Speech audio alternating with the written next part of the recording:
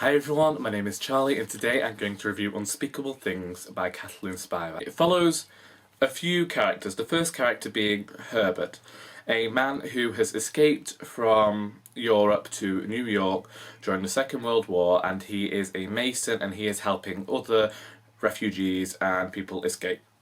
The next character is the Rat, who is also Anna, Herbert's cousin, who is severely disformed. Her spine she has a curvature of the spine and whiskers that cause her to resemble a rat, and she has also come from Europe with stories and secrets of her own.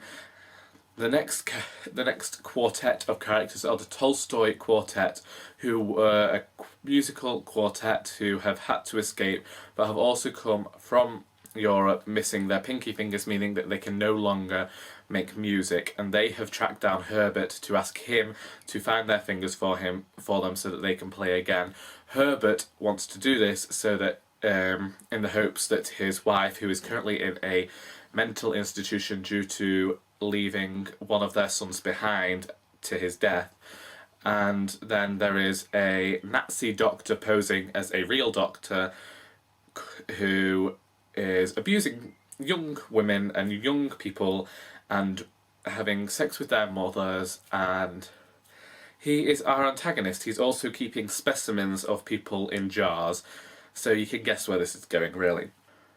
This book is a book that I abhorred. There are times when rape and child abuse are trivialised, and although I understand that Spivack is having this sense of humour and relating stories from her youth, it was just something that I couldn't cope with, in that once one of the characters had, she had been raped by Rasputin, who has this hose-like penis that seems to go everywhere and is constantly referred to as a sword. And I understand this is one of the moments where it's meant to be quite humorous, and he's meant to be one of these characters that Spivack is kind of caricaturing. I can understand that, but making him so extreme and glossing over something so extreme kind of meant that the book really just angered me in that way. And the same for the child abuse. Both these women that have suffered these things end up either feeling jealous or feeling some sort of love and affection for the people that have done this to them.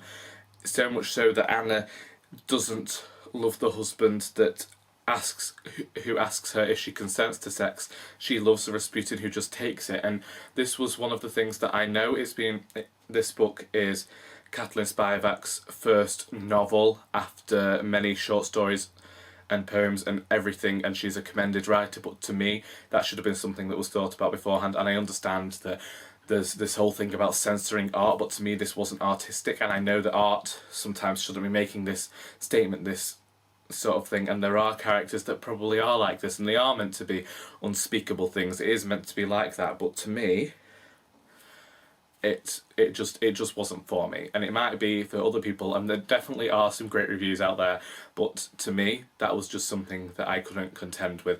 And also, I know that this book could have been better if it had been edited better, and it's a book that, although I like short books and I'm all for condensing a book down into its purest form, I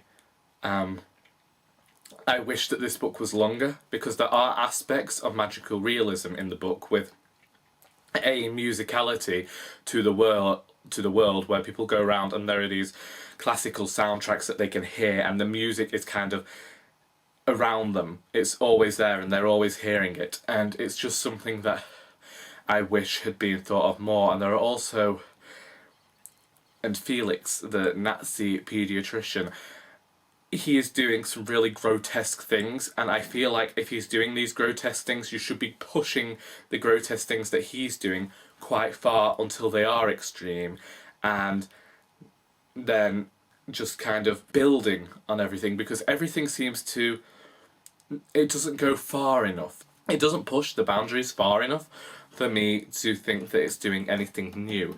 And it's a book that had potential but didn't amount to enough. I know that this book could have been better. I know that Spivack's quite a good writer, and you can tell this at points. And I can remember the story quite well, and I just needed more from the book. So I needed more, and I didn't get it.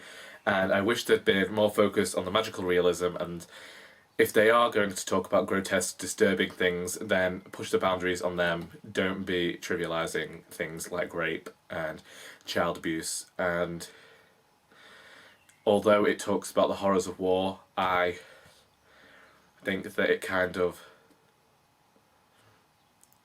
didn't talk about it enough to be memorable. So that's Unspeakable Things. And comment below if you want to discuss the book at all. And that's all from me. So until next time, that is all.